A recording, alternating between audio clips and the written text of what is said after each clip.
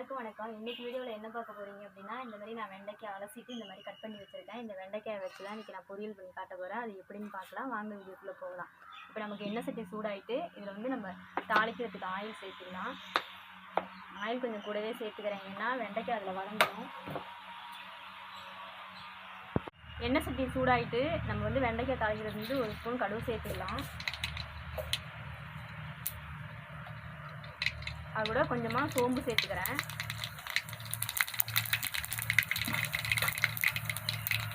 சோம்பும் கடுகும் நல்லா பொரிஞ்சிட்டு இப்போ நறுக்கி வச்ச வெங்காயம் சேர்த்துக்கிறேன்.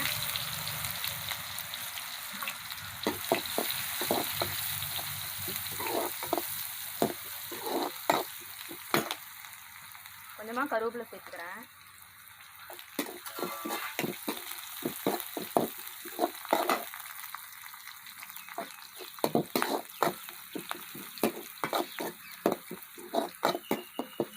வெங்காயம் நல்லா வதங்கிட்டு நான் இந்த மாதிரி வெண்டைக்காயை வந்து அலசிட்டு இந்த மாதிரி நான் வந்து பொடி பொடியாக கட் பண்ணி வச்சுருக்கேன். இப்போ இது கூட சேர்த்துக்கிறேன், ஏன்னா இப்போ நைஸாக அரிஞ்சால் தான் சட்னி வேகும்.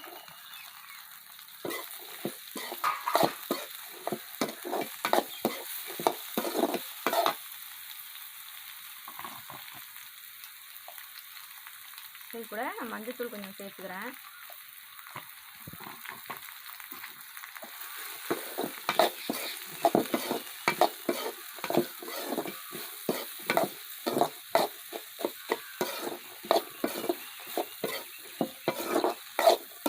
எண்ணெயிலே தான் வேகணும் வெண்டைக்காய்.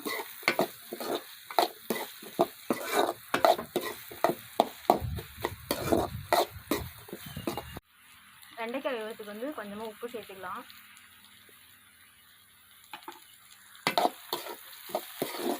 அதுக்குள்ளேயே வெண்டைக்காய் நல்லா வெந்துட்டு, ஏன்னா நம்ம நைஸாக கட் பண்ணதுனால கொஞ்சம் குயிக்காகவே வெந்துடும்.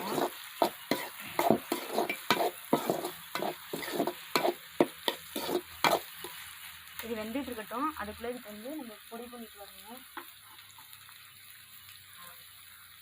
இந்த மாதிரி நிலக்கடலை ஏற்கனவே வறுத்து வச்சுட்டேன். வறுத்து இந்த மாதிரி தோல்லாம் இது பண்ணிவிட்டு நான் க்ளீன் பண்ணி வச்சுருக்கேன். இது வந்து ஒரு மிக்ஸி சாரில் போட்டு இப்போ நம்ம வந்து பொடி பண்ணிட்டு வந்துடலாம்.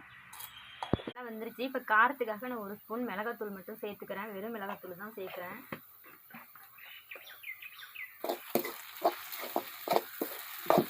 உங்களுக்கு காரத்துக்கு எவ்வளோ காரம் தேவையோ அதுக்கு தேவையானதை சேர்த்துங்க. நான் லைட்டாக கொஞ்சம் தான் சேர்த்துருக்கேன்.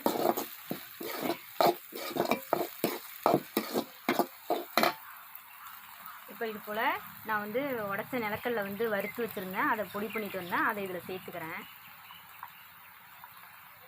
நிலக்கடலை சேர்த்திங்க அப்படின்னா நல்லா டேஸ்ட்டாக இருக்கும்.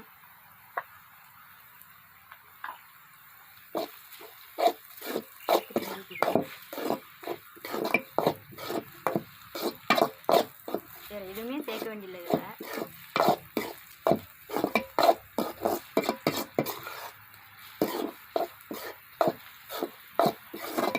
நம்ம சாதத்தை பசங்க சாப்பிட்டோம்னா நல்லா டேஸ்ட்டாக இருக்கும். இது